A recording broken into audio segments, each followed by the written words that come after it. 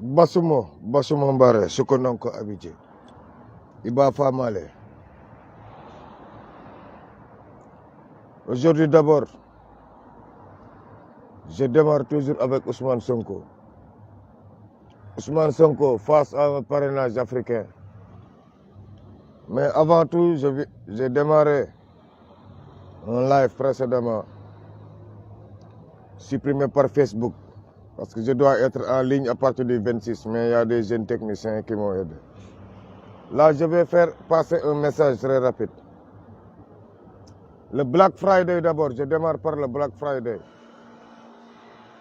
Black Friday, après Black Panthers, ils nous ont ramené Black Friday, une journée qui consiste à vendre les esclaves de trop, les esclaves qui sont malades,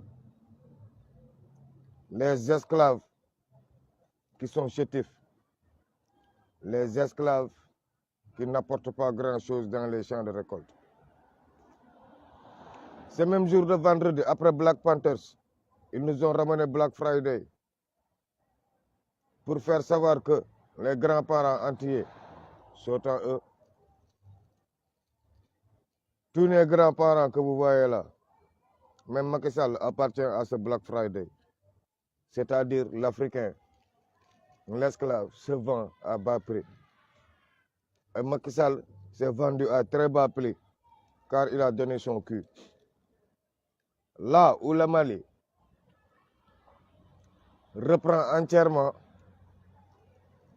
Kidal et le territoire malien entièrement, là où toute l'Afrique se prépare pour être debout, rester debout, être ensemble, c'est là où Alassane Ouattara et son petit frère qui pensent que l'Afrique se limite qu'au Sénégal et à la Côte d'Ivoire.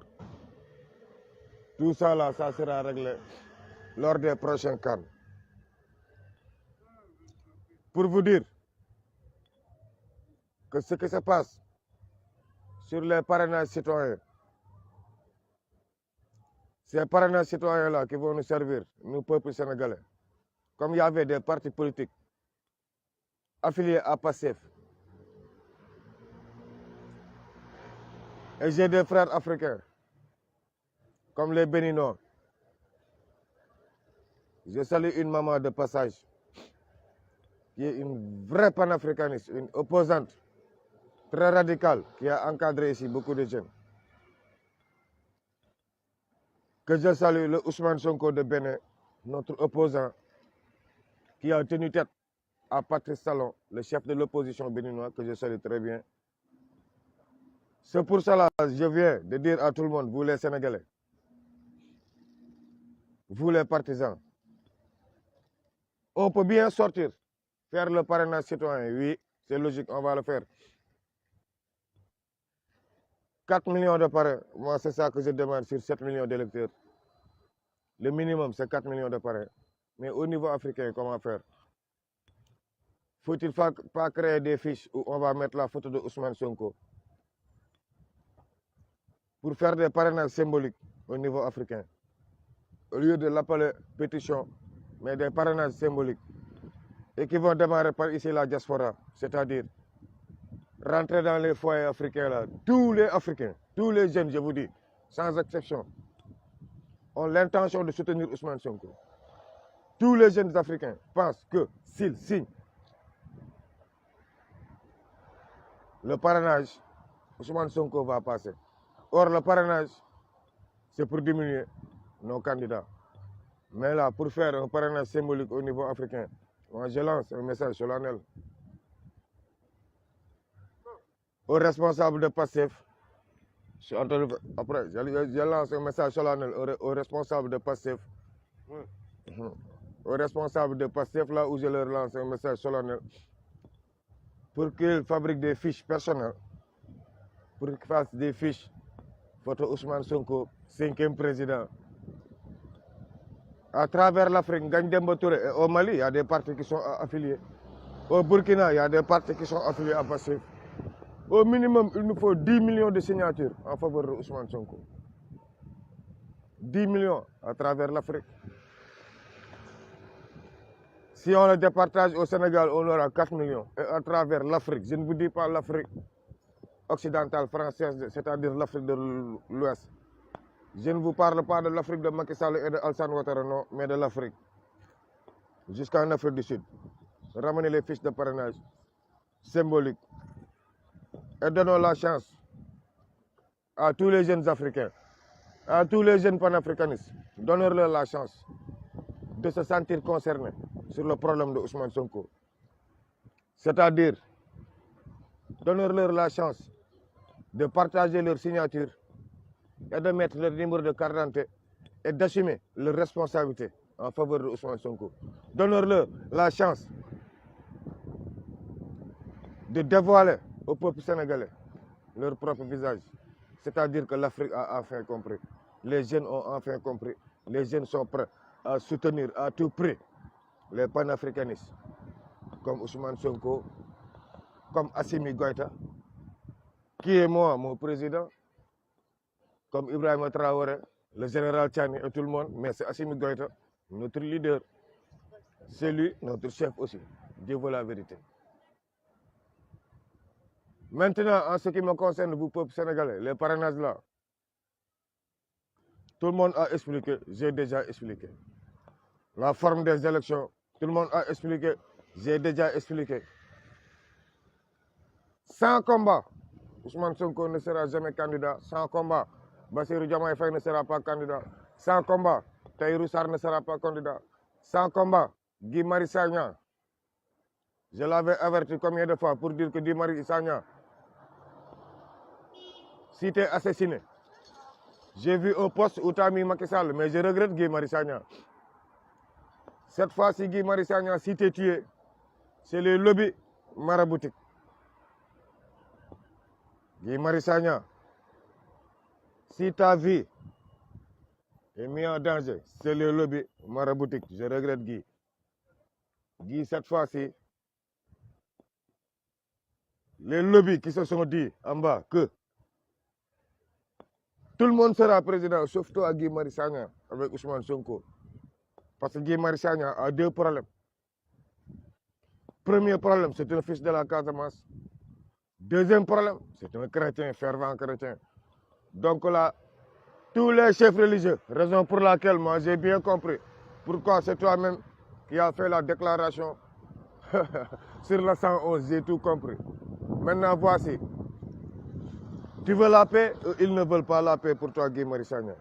Maintenant, il va falloir que tu prennes tes responsabilités. Chacun va s'assumer. Chacun va prendre ses responsabilités. Sans combat, vous ne serez jamais candidat. Sans combat, vous serez toujours traité comme les Black Friday au lieu de Black Panthers. Or, Ousmane Sonko, c'est un Black Panthers. Il ne fait pas partie de l'événement événementiel des Black Fridays. Non. Peuple africain ici demain, les patriotes sont à Saint-Denis. Ils vont venir vous voir. Ce n'est même pas la peine de demander. Ce n'est pas la peine de regarder les photos.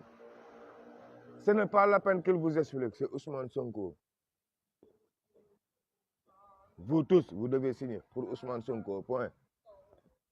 Malgré que c'est Bassirou Diomaye qui est devant la ligne, mais vous signez pour Ousmane Sonko, pas pour Bassirou Diomaye. Vous signez pour Ousmane Sonko, pas pour Guy Marius Sagna. Vous signez pour Ousmane Sonko, pas pour Tahirou Sarr. Vous signez pour Ousmane Sonko, pas pour Mimi Touré. Vous signez pour Ousmane Sonko, pas par les gars du système. Donc là, soyez prêts. Soyez prêts. Et vous, les responsables politiques, je vous demande à partir d'aujourd'hui, les anti-systèmes là, faites un bloc. Sonko, si quelqu'un vous dit, il va bien.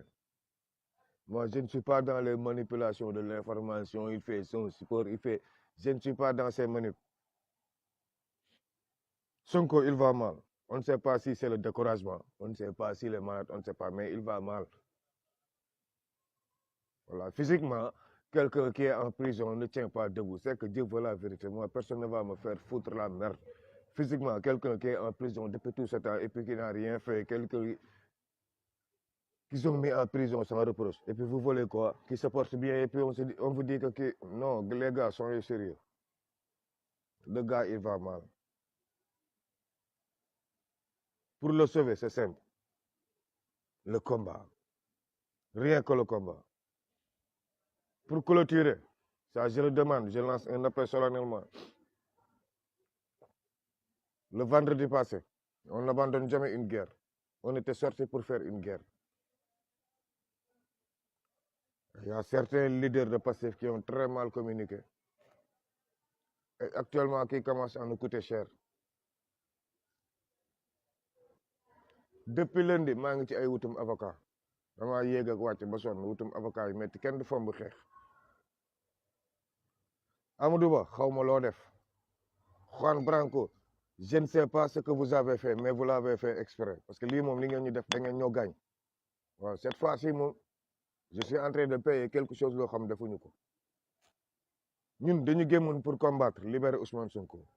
te yéen tëj ngeen xale yëpp kaso.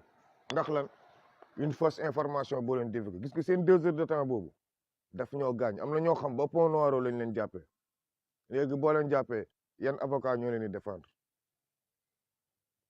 ay avocat boo wax boo santee sant Joola baa nga jóge Casamance ñu jàppale jiñ la manifestation avocat yëppay ruux ça je signe je persiste kooku moom kenn du ma wax loolu ma xamul avocat yëppay ruux Clédor ak ñëpp laa si yemale maître Clédor ak ñoom ñëpp laa yemale je défie quiconque jóge nga Casamance ñëwoon Dakar ñu jàppale nii jiñ la manifestation ñëpp ay aju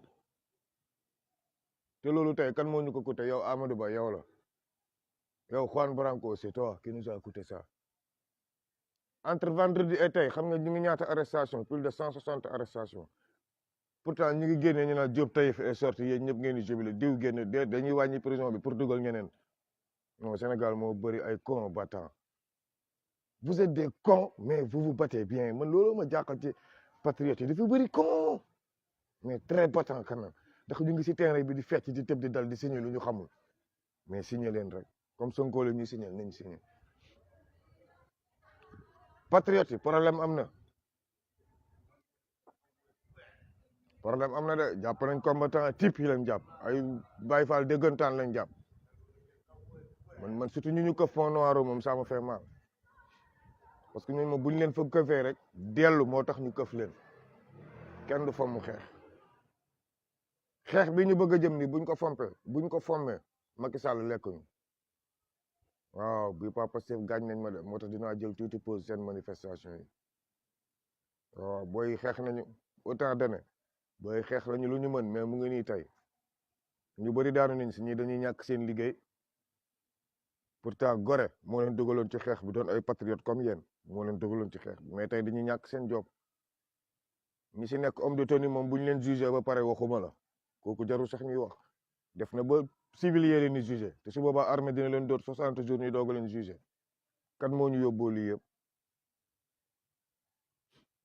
du ma leen nëbb de may ay parrainage ak yëpp yéen a ko tal man xam nga lu ma tal ni c'est may groupe de combat xam nga lu ma tal ni avocat yi fay samay avocat xam nga lu ma tal ni jéem a génnee samay boy ci tuuxi doona gi ñu nekk bëri la naa si de su ma ne bii paa bëri léew ma rek waxuma dëgg maa doon bàkku naan dese na ma lii mais bii paa li ma dese si néew ci combattant jotutum leen téléphone entre vendredi ak vendredi lépp ci une petite fausse information qui nous a coûté excessivement cher c'est grave Sénégal da ngay xeex ba fin temps ay dëmm ñëw yàqal la ko te ñoom leneen moo leen tax a jóg te moment yi loo mënti wax rek ñu la ba dem leen di bàyyi ngeen ba lépp leer seen kanam ngeen ñëwaat ñu mbëkkante waat saagante ndey fu mu yem neex li mu leen di wax mooy bu ñu xeexulee Sonko du bokk Bassirou du bokk Amadou Ba du bokk Macky Sall si boppam le 31 décembre mooy ñëwaat ne leen comme dëkk bi da ngeen yambar ndeyam nangu leen jiita dara man damay diriger waat sama parti quoi ndax dëkk bi gisuma fi góor moo tax élection boobu pour muy clair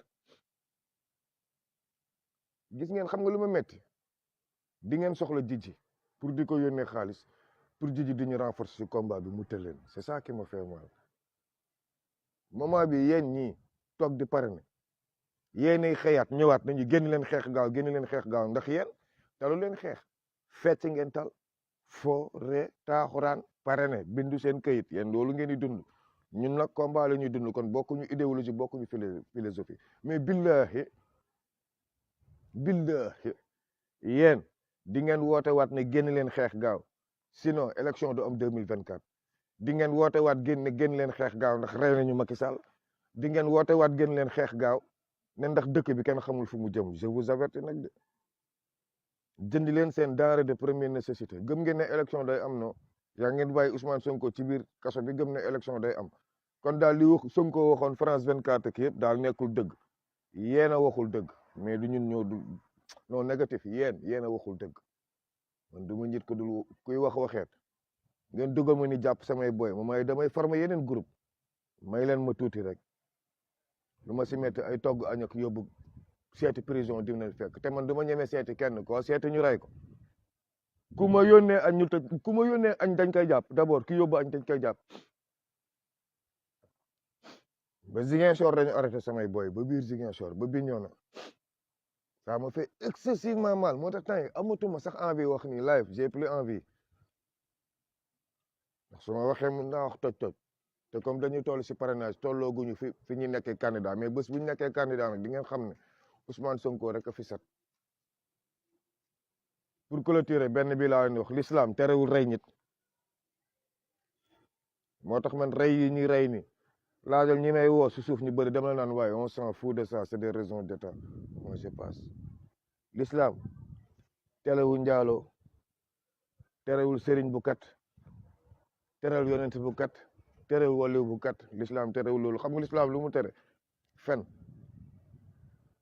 te Sénégal fen la ñuy dundee leçon boobu laa leen jox tey l'islam terewul dara fen la tere te Sénégal fen la ñuy dundee Macky Sall si fen la ñuy dundee fen la ñu tëjee Sonko fen la ñu fas yéene defee rey nii Sénégal fen la ñu tegee Sénégal depuis suñu tarixa yaag gëmloo ñu ne tarixa yi diine la kii fekk dara tarixa yi ak diine ay démembrement la bokkul gëmloo ñu ne suñu mag ñi ni nii ñoo téye Sénégal faux gëmloo ñu ne suñu mag yi ñoo ñu jox élection faux